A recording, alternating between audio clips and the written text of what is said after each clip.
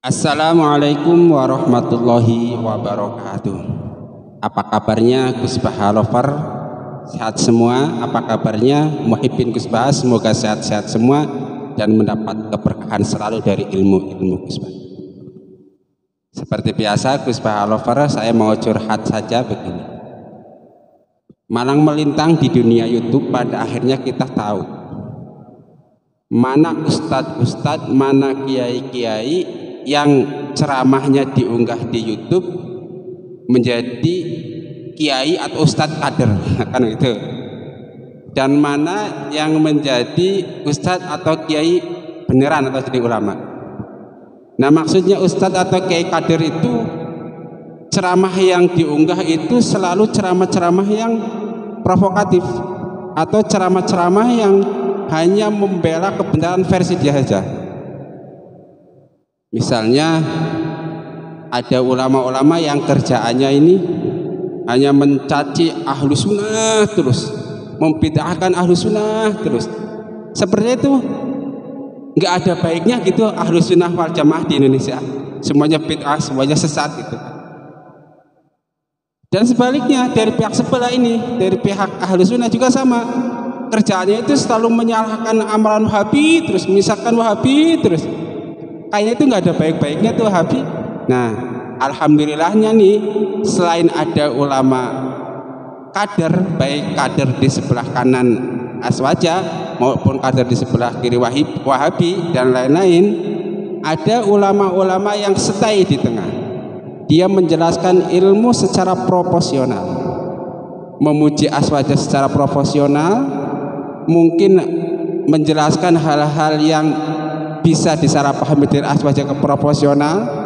Begitupun di dalam menjelaskan Wahabi secara proporsional, dalam mencela amalan-amalan Wahabi juga secara proporsional. Nah, salah satu ulama kiai yang proporsional itu menurut saya adalah Gus Baha. Dia benar-benar seorang alim ulama yang menjelaskan itu proporsional, bahkan tidak takut, tidak malu-malu mengatakan kalau Wahabi dalam suatu hal baik, ya baik. Kalau ahlu sunnah dalam suatu hal kurang baik, dikatakan kurang baik tradisinya, gitu maksudnya. Nah, salah satunya yang sering diungkap Gus Baha itu bahwa Gus Baha menghormati tradisi Wahabi, seperti misalnya orang-orang Wahabi Arab Saudi sangat menghormati sahabat, Gus Baha setuju dan hormat gitu kan. Dan kemudian para Wahabi Arab Saudi punya tradisi menjaga Masjidil Haram, Gus Baha juga setuju. Kemudian Wahabi Arab Saudi juga punya tradisi menghafalkan Al-Quran, setuju dan senang. Yang keempat misalnya Wahabi Arab Saudi punya tradisi menyanggah opini Syiah, Gus Baha juga setuju dan senang. Yang kelima misalnya Wahabi Arab Saudi punya tradisi mengajarkan Al-Quran atau menghafalkan Al-Quran, Gus Baha juga setuju dan senang. Yang kelima, tradisi Wahabi Arab Saudi misalnya dalam belajar memberi pelajaran Al-Quran kepada anak-anaknya, mulai dari tajwidnya dulu, yaitu ada bagusnya kata Gus Baha kan gitu.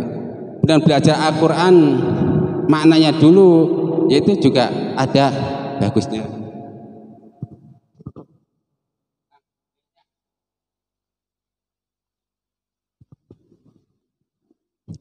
Ya, mohon maaf ada gangguan, lanjut aja nggak masalah ya. Oke. Kemudian yang ketujuh, Wahabi Arab Saudi punya tradisi anak kecil hafalan Al-Quran dahulu karena bisa mudah paham. Ada baiknya kata Gus Baha. Mengkritik pada hal yang harus dikritik saja, tidak pada semua hal. Ini yang keenam.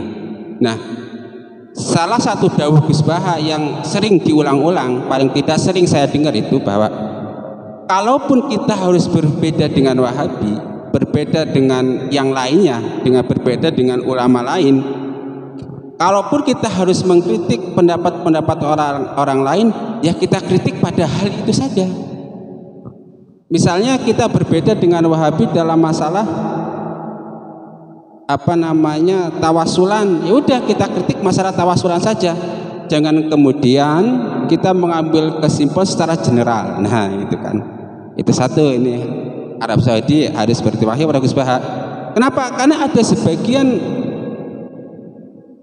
bukan ulama lah, sebagian kiai kan begitu, yang kemudian mengkritik habis-habisan seolah-olah itu semua hal tentang Wahabi Arab Saudi itu nggak ada baik-baiknya, yang disebut tadi ulama kader tadi itu kan begitu. Padahal adalah baiknya kan begitu. Masih sama-sama la ilaha illallah Muhammadur Rasulullah, rukun imannya masih sama-sama sama-sama.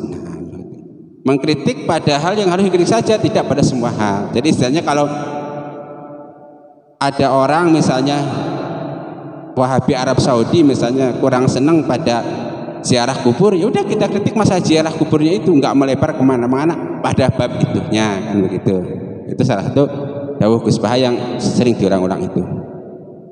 Kemudian yang ke-9, mentakwil dan tidak mentakwil Al-Quran ala salafi Wahabi. Itu. Nah ini orang-orang bodoh seperti saya kadang punya pemikiran, punya pemahaman bahwa Wahabi itu anti takwil, sehingga karena anti takwil kemudian menjadi mutasyabihah atau mujassimah. Karena mujassimah kemudian menjadi kafir. Seakan-akan begitu pemahaman dangkal saya ini. Nah tetapi ketika Gus Baha menjelaskan tentang takwil dan anti takwil yang dilakukan oleh Wahabi Salafi Arab Saudi, dia menjelaskan secara proporsional sehingga kita tahu di mana kesalahan Wahabi Arab Saudi tentang mentakwil atau tidak mentakwil, dan di mana kebenaran dia tentang mentakwil dan tidak mentakwil. Sebaliknya kita yang mengaku ahlu sunnah wal jamaah juga jadi tahu di mana kelemahan kita tentang mentakwil dan tidak mentakwil Al-Quran, dan juga di mana kelebihan kita tentang mentakwil dan tidak mentakwil Al-Quran, sehingga kemudian pikiran kita terbuka ngeplong gitu kan, nggak jadi ekstrim gitu kan. Ada istilah ekstrim aswaja, ada ekstrim Wahabi, sama-sama X kan gitu. Nah itu salah satu ceramah Gus Baha yang ini ulama Arab Saudi harus terima kasih banget ini.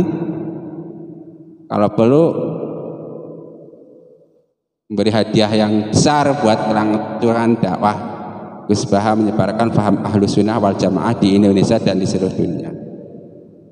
Nah kemudian salah satu dakwah Gus Baha itu Mekah sudah sholat taraweh 20 rakaat. Ya meskipun sekarang sudah zaman global itu kan, sudah zaman live streaming. Nah beberapa kali saya mendengar Gus Baha dawuh dan penyakitnya begini, Muhammadiyah Indonesia sama NU itu udah satu-satu. Yang satu begini, NU tarawehnya 20 rakaat di Mekah sekarang 20 rakaat. NU menang 1-0. Oke. Nah kemudian NU di Indonesia kunut, di Mekah belum kunut. Nah Muhammadiyah sama, Muhammadiyah belum kunut, di Mekah tidak kunut, di satu-satu kan gitu. Itu candaan Gus Baha jadi gitu. Jadi istilahnya sekarang orang-orang jadi oh itu berarti sekarang muslimnya muslim kunut, di Indonesia kunut, di Mekah kunut, di tempat lain kunut, yang belum kunut tinggal siapa nih anu gitu candaannya. Yang 10. Yang ke-11 ya ini yang ke-11 tadi yang Mekah tidak kunut, maksudnya Masjidil Haram dan Masjid Nabawi. Nah, yang ke-12 dalam masalah haji, Wahabi Arab Saudi banyak mendengarkan ulama internasional termasuk ulama-ulama Indonesia. Maksudnya begini, terkadang di dalam menentukan kebijakan-kebijakan yang berkaitan dengan ibadah haji, para ulama-ulama Wahabi baik yang fatwa resminya maupun yang ulama individualnya itu sering berkonsultasi dengan ulama-ulama internasional termasuk ulama Indonesia. Kenapa bisa? Oh iya, karena nanti kebijakan Arab Saudi tentang haji itu justru yang memakai itu masyarakat Islam internasional, bukan Wahabi Arab Saudi saja. Nah, Gus Baha mencoba membahas gitu juga, terutama misalnya tentang mikot ada mikot Jeddah, Mator Qodi, Mator Jadi dan lain-lain. Nah, saya masih kurang paham itu. Intinya itu bahwa Arab Saudi dalam hal-hal yang berkaitan dengan ibadah haji, dia banyak mendengarkan fatwa-fatwa non-Wahabi Arab Saudi. Kenapa? Karena jangan sampai nanti dia memutuskan tentang ibadah haji sepihak, kemudian tidak dipakai oleh ulama-ulama dari luar Arab Saudi. Bisa rugi nanti, bisa kerugian kepada Arab Saudi. Ya kenapa? Oh iya, salah satu sumber pemasukan Arab Saudi kan dari ibadah haji luar daerah, otomatis harus menghormati. Nah kalau dia kemudian bikin fatwa tentang haji nggak digubris istilahnya oleh ulama di internasional, nanti bisa berabe putusan jong itu kan, dia nggak mau, makanya dia berkonsultasi. Nah terus juga Gus Bah setuju dengan syiar-syiar yang sifatnya fisik seperti jenggot, pakai jubah kan gitu, sunah-sunah seperti itu setuju dan sepakat dengan tradisi Arab Saudi. Nah itu sehingga kemudian yang diharapkan akan muncul ulama-ulama seperti Gus Baha yang menjelaskan sesuatu, bahkan sesuatu yang perbedaan sekalipun. Kalau sesuatu yang sepakat sudahlah, kita nggak perlu ngomong. Ini pada sesuatu yang berbeda sekalipun dia bisa melihat secara jernih. Ini loh plus minusnya, ini loh plus minusnya, kan begitu.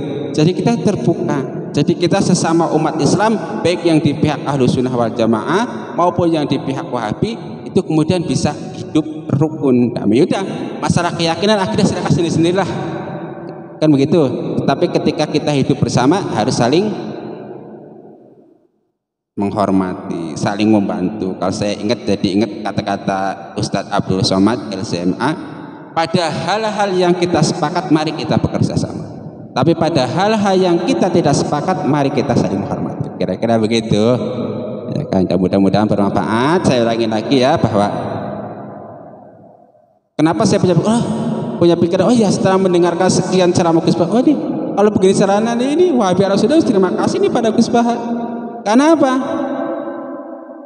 Ceramah-ceramah Gus Bah kemudian mendudukkan secara proporsional plus minusnya Wahabi, begitupun mendudukkan proporsional plus minusnya Aswaja. Kira-kira begitu.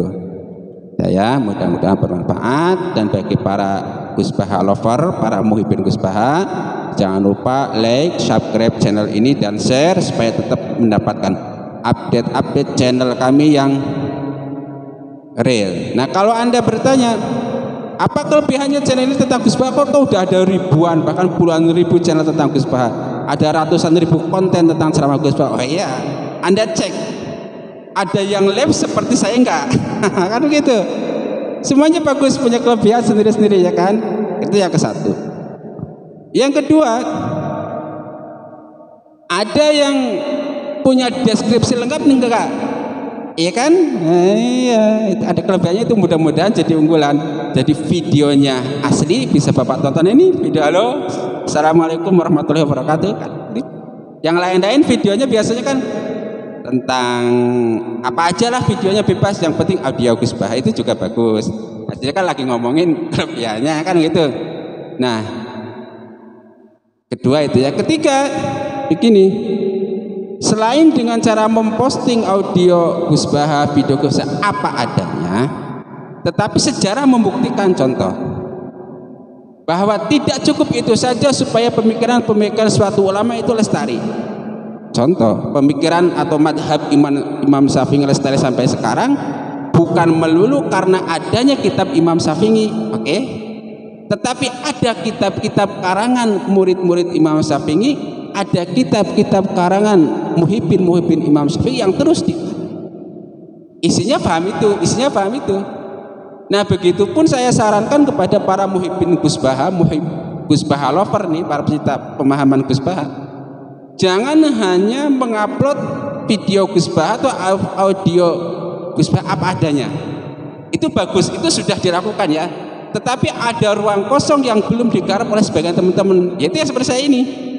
Pemikiran Gus Baha kita ucapkan, kita rekam ulang supaya terus ada penyegaran. Nah, kemudian untuk pemikiran saya kita bukukan sedikit demi sedikit.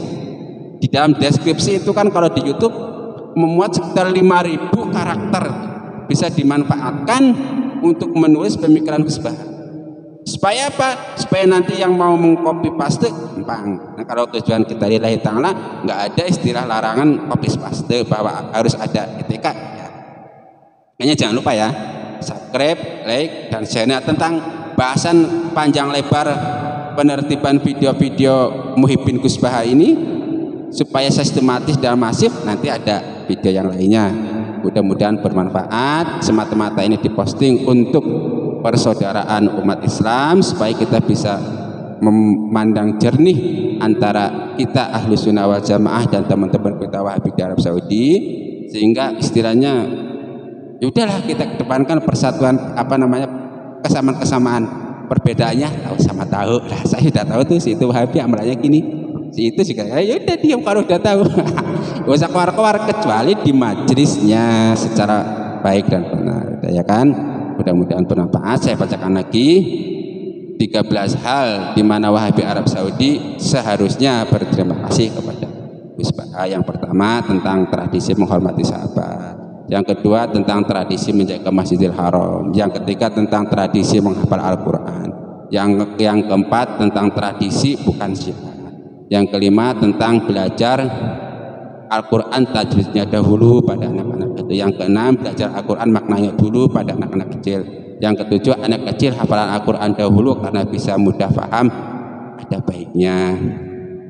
Yang kedelapan mengkritik pada hal-hal yang harus dikritik saja, gitu kan. Terus tidak pada semua hal dan tidak boleh mengeneralisir seakan-akan semuanya salah, gitu kan.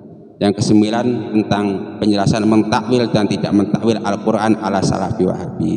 Yang kesepuluh tentang Mekah sholat tarawih 20 rakaat. Dan yang ke-11 tentang Mekah tidak kunut. Yang ke-12 tentang dalam masalah haji, Wahabi Arab Saudi banyak mendengarkan ulama internasional termasuk ulama-ulama Indonesia.